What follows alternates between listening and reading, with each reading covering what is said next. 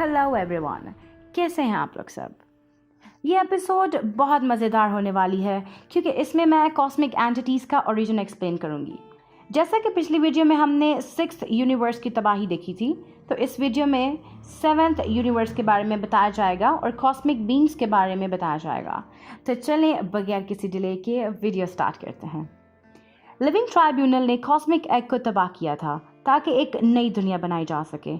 इस cosmic egg को बहुत ज़्यादा एनर्जी और ग्रेविटी मिली, जिससे ये अपने क्रिटिकल मास को पहुंच गई और फिर 13.7 बिलियन ईयर्स पहले बिग बैंग हुआ, जहां से नई यूनिवर्स की इब्तिदा हुई। माय डियर फ्रेंड्स, तो सबसे पहले हम लिविंग ट्राइब्यूनल के बारे में जान लेते हैं।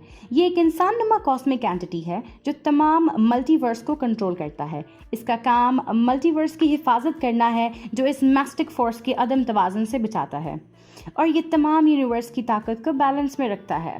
इसके अलावा ये अच्छाई और बुराई को भी तवाज़ुन में रखता है। अगर एक यूनिवर्स की बात हो तो ये फैसला एब्स्ट्रैक्ट एंटिटीज़ के हाथ में दे दिया जाता है, जैसे अर्थ 616 में लॉर्ड केओस और मास्टर ऑर्डर से।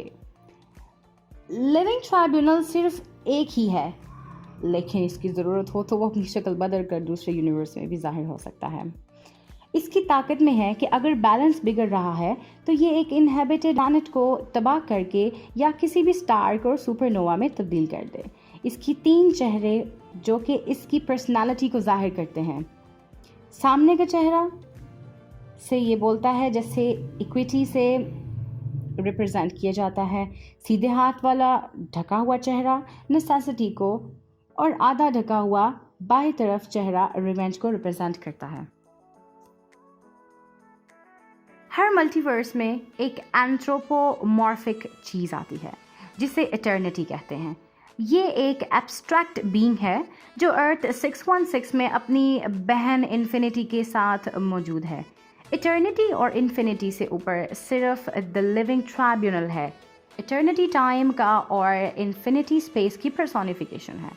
ये इटर्निटी मल्टीवर्स इटर्निटी की औलाद है। इटर्निटी का काउंटर पार्ट ऑब्लिविएशन है। जैसा कि आपकी इस प्यारी सी दोस्त ने आपको पहले बताया कि इन्फिनिटी इटर्निटी की बहन है और ये डेथ का काउंटर पार्ट है। इटर्निटी और इन्फिनिटी टाइम स्पेस को रिप्रेजेंट करते हैं। चुनाचे यूनिवर्स की डेथ और बर्थ को ये दोनों रिप्रेजेंट करते हैं। इनमें time, space, matter, energy, reality और मैजिक को मैनिपुलेट करने की ताकत है। ये दोनों इमॉर्टल हैं और किसी भी चीज का रूप ले सकते हैं। डेथ मौत को रिप्रेजेंट करती है। इटर्निटी और इन्फिनिटी लाइफ और ग्रोथ है और डेथ चीज़ों का खात्मा है। ये इन्फिनिटी का काउंटर पार्ट है। ऑब्लिविएशन किसी भी यूनिवर्स के कोलैप्स और रीबर्थ के दरमियान नथिंगनेस को रिप्रेजेंट करता है। ये डेथ की ही तरह एक बीइंग है और ये यूनिवर्स के एक्सपेंशन को काउंटर फोर्स करती है। ये इटर्निटी की काउंटर फोर्स है। इटर्निटी के 7 हिस्से होते हैं जिन्हें हम चिल्ड्रन ऑफ इटर्निटी कहते हैं। कॉमिक्स में ये 7 फर्नलेस के नाम से जाने जाते हैं। इनका नाम एम्पैथी, यूओलॉजी, एक्सपीडियंसी, एंट्रोपी, एपिफैनी, एमिटी और इयान है। ये सब जिंदगी के एक पहलू को जाहिर करते हैं। जैसे एम्पैथी इमोशंस और फीलिंग्स ऑफ एम्पैथी का एम्बॉडीमेंट है। जब कोई मर जाता है और उसकी तारीफ में लिखे गए अल्फाज को यूओलॉजी कहते हैं, लेकिन कॉमिक्स में इसके बारे में नहीं लिखा गया। एक्सपीडियंसी किसी भी चीज़ के जल्दी होने के एम्बॉडीमेंट का कहा जाता है, जबकि मेरे प्यारे दोस्तों एंट्रोपी जो है वो कॉस्मिक यूनिवर्स की बर्थ और डेथ में 3 फोर्सेस को रिप्रेजेंट करता है। एंट्रोपी के साथ बिग फ्रीज को पर्सोनिफाई करता है। एक्सप्लोजन के साथ ये बिग बैंग को, ग्रेविटेशन और इसके साथ बिग क्रंच को रिप्रेजेंट करता है। एपिफैनी इनसाइट के सडन फ्लैशेस के एम्बॉडीमेंट है। एमिटी डीप रूटेड नफरतों की एम्बॉडीमेंट है और इयान और ऐसी कॉस्मिक एंटिटी है जो कॉन्सेप्ट ऑफ टाइम के साथ एसोसिएटेड है। ये यूनिवर्स को अपनी डायमेंशन से सर्व करती है जिसे इयान वर्स कहते हैं। इसमें इसने मुख्तलिफ यूनिवर्स के प्रोटेक्टर्स अपॉइंट किए हुए हैं। कॉमिक्स में ये इटर्निटी का चाइल्ड है और ईपोच की पेरेंट है। ईपोच इयान की बेटी है और इयान के ख़त्म होने के बाद ये यूनिवर्स को प्रोटेक्ट करती है। इसका कौसार और थानस की स्टोरी लाइन में जन्म होता है। लॉर्ड केओस और मास्टर ऑर्डर की एग्जैक्ट नेचर और पावर्स के बारे में कॉमिक्स में नहीं बताया गया, लेकिन ये दोनों इवेंट्स को मैनिपुलेट करते हैं जो इनकी ताकत में होते हैं। ये दोनों मिलकर एक मेटाफिजिकल बीइंग, जिसे इन बिटवीनर कहते हैं, उसे क्रिएट करते हैं। मेटाफिजिकल कॉन्सेप्ट केओस को लॉर्ड केओस कंट्रोल करता है और ऑर्डर को मास्टर ऑर्डर कंट्रोल करता है। इनकी कोई फिजिकल फॉर्म नहीं है, लेकिन डायमेंशंस ऑफ मैनिफेस्टेशन को यूटिलाइज करके ये दोनों एक बाल्ड डिस्टॉर्टेड मेल हेड की शक्ल अख्तियार कर लेते हैं और इनकी ताकत और साइज यूनिवर्स में ऑर्डर या केओस के साथ ग्रो करता है। माय फ्रेंड्स, कॉमिक्स में इन बिटवीनर लाइफ और डेथ, रियलिटी और इल्यूजन, गुड और इविल, लॉजिक और इमोशन, एग्जिस्टेंस और नथिंगनेस और गॉड और इंसान का मेल होता है। ये लॉर्ड केओस और मास्टर ऑर्डर का एजेंट होता है। इसे गैलेक्टस के अपोजिट कहा जाता है। जैसा कि इन बिटवीनर दो अपोजिट चीज़ों को जाहिर करता है और गैलेक्टस किसी को भी नहीं, जैसे ये ना तो अच्छा है और ना तो बुरा है।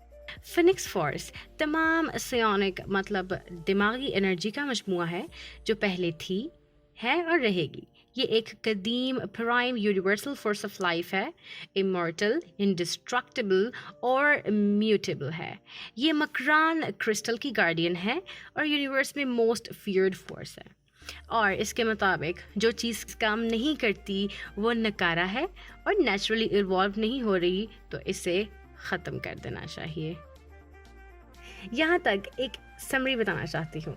मल्टीवर्स में द वन अबव ऑल है जिसे ऑल गॉड फल्क्रम या याहवे कहते हैं, और इसके अलावा आर्बिटर ऑफ द मल्टीवर्स है जिसे द लिविंग ट्राइब्यूनल कहते हैं। कस्टोडियन ऑफ द मल्टीवर्स है जिसे एटलस या एटलेजा कहते हैं। द मैनिफेस्टेशन जिसे एंथ्रोपोमॉर्फो और द इनफाइनाइट्स हैं।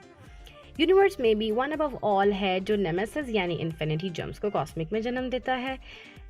कॉस्मिक एब्स्ट्रैक्ट्स में कॉस्मिक कंपस है जिन्हें हम इटर्निटी और इन्फिनिटी या नेसेसिटी, ऑब्लिविजन और डेथ या वेनेजेंस, कलेक्टस या इक्विटी, मास्टर ऑर्डर और मास्टर केओस हैं। इसके अलावा कुछ लेसर एब्स्ट्रैक्ट्स हैं जैसे in betweener, origin, unbeing, destiny, anomaly, mirage and numerous हैं। इसके अलावा कुछ वियर्ड सिस्टर्स जिससे beauty, truth, charm, sire hate और मिस्ट्रेस लव है। इनके अलावा इटर्निटी के चिल्ड्रन जिन्हें सेवन फ्रेंडलेस कहा जाता है, इनमें एम्पथी, वॉलोजी, एक्सपीडियंसी, एंट्रोपी, एपिफैनी, एमिटी और इयान या इपॉक है। इसी तरह कुछ कॉस्मिक फोर्सेस हैं जिनमें heart of the universe God force है। कॉस्मिक हार्ट में कॉस्मिक एग है जिनमें वर्ड, ट्री और ओरियन फोर्स है। इसी तरह गैलेक्टस की फोर्स को पिलर ऑफ द यूनिवर्स कहते हैं। एब्रैक्सिस फोर्स ऑफ डिस्ट्रक्शन है। अमात्सु को केओस किंग कहते हैं और ये फोर्स ऑफ केओस है। डार्क फोर्स और कॉस्मिक पावर्स जैसे power primordial power, cosmic old power, quantum power और नोवा फोर्स है। इसके अलावा enigma force, life force, phoenix force, goblin force, the abyss, the void cosmic force शामिल हैं।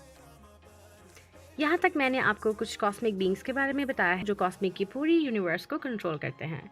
बाकी गैलेक्टस, एल्डर्स, वॉचर्स और Celestials cosmic advanced alien races हैं। Galactus की स्टोरी पिछली एपिसोड में बताई थी कि गैलन प्लैनेट टा से होती है और अपनी रेसेस को बचाने की कोशिश में कॉस्मिक एग की तरफ बढ़ता है, जहाँ ये सेंटेनेंस ऑफ द मल्टीवर्स से मर्ज होकर गैलेक्टस की शक्ल में सेवंथ मल्टीवर्स में आता है। यहाँ ये हाइबरनेशन में रहता है और अपना सूट डिज़ाइन करने के साथ साथ अपनी एनर्जीज को रेगुलेट भी करता है और वो उसे तबाह ना कर दें।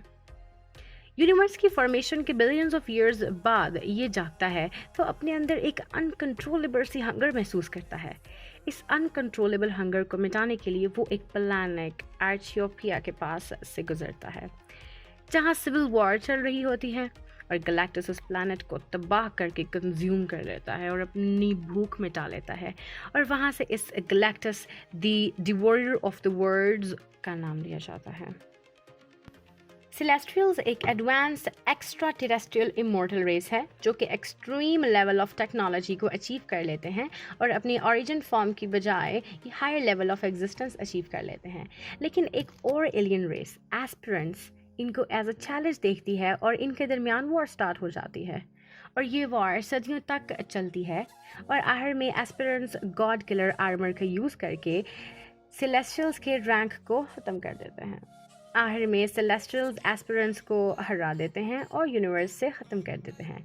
अब एस्पिरेंट्स की हिस्ट्री रिकॉर्ड में जनरेशन से जनरेशन तक जाती है और ये सेलेस्टियल्स दूसरे प्लैनेट में अपने सीड्स छोड़ देते हैं जिससे इसके जो हैं सेलेस्टियल्स जो हैं वो मज़ीद पैदा हो जाते हैं। तो गैलेक्टस उनकी रेस को बैलेंस करने के लिए लाइफ सस्टेनिंग प्लैनेट्स को कंज्यूम करना शुरू कर देता है ताकि सेलेस्टियल यूनिवर्स को ओवरटेक ना कर सकें। ह्यूमन हिस्ट्री में इस रेस ने काफ़ी जलवे दिखाए हैं, जैसे इनकी जेनेटिक मैनिपुलेशन से इटर्नल्स और डेविएंट्स पैदा होते हैं, एक्स जीन से म्यूटेंट जन्म लेते हैं और बेनिफिशियल म्यूटेशन से ब्रूस बैनर गामा रेस से मरने की बजाय हल्क बन जाता है। अभी तक कॉमिक्स में 20 सेलेस्टियल्स का जिक्र आया है जिनको एक अलग एपिसोड में एक्सप्लेन करना चाहूँगी। एल्डर्स ऑफ द यूनिवर्स कुछ इंटेलिजेंट रेसेस के लास्ट सर्वाइवर्स हैं जो इमॉर्टल होते हैं और सब मिलकर एक ब्रदरहुड बॉन्ड बना लेते हैं जिन्हें हम एल्डर्स ऑफ द यूनिवर्स कहते हैं। इनका ओरिजिन तो कॉमिक्स में नहीं बताया गया, लेकिन ये ज़रूर बताया गया है कि इन्हें सेलेस्टियल्स जो हैं वो क्रिएट करते हैं। इस वक्त हज़ारों एल्डर्स हैं जो कि लेकिन कॉमिक्स में 30 से भी कम अपीयर हुए हैं। और टेक्नोलॉजिकल सुपीरियर रेस इवॉल्व होती है जिन्हें मैग्मेटिक रेस कहते हैं और ये खुद को अच्छाई की गाइडिंग फोर्स कहते हैं। आगाज़ में तो ये दूसरी रेसेस की मदद करती थी, लेकिन इनकी मदद करने के चक्कर में 2 सिविलाइजेशंस खुद को न्यूक्लियर वेपन से डिस्ट्रॉय कर लेती है, तो ये दोबारा इंटरफेयर नहीं करते, हर चीज़ को रिकॉर्ड करना शुरू कर देते हैं। लेकिन इसके अलावा भी काफ़ी स्टोरीज़ हैं जिनसे इनकी इंटरफेरेंस की वजह से काफ़ी इंपॉर्टेंट इवेंट्स जो हैं वो हो जाते हैं। अर्थ के वॉटर का नाम वाटू है और इसकी कहानी भी काफ़ी दिलचस्प है। इसके बाद मैं अर्थ के दूसरे प्लैनेट्स के बारे में भी बताना चाहूँगी। अर्थ पे 3 बिलियन साल पहले लाइफ स्टार्ट होती है और इसी तरह एल्डर गॉड, क्री स्कल्स और बाकी इटर्नल्स और डेविएंट्स की हिस्ट्री बताएंगे। अगर आपको ये एपिसोड पसंद आया है तो इसे लाइक करें और चैनल को सब्सक्राइब करें। Thank you so much.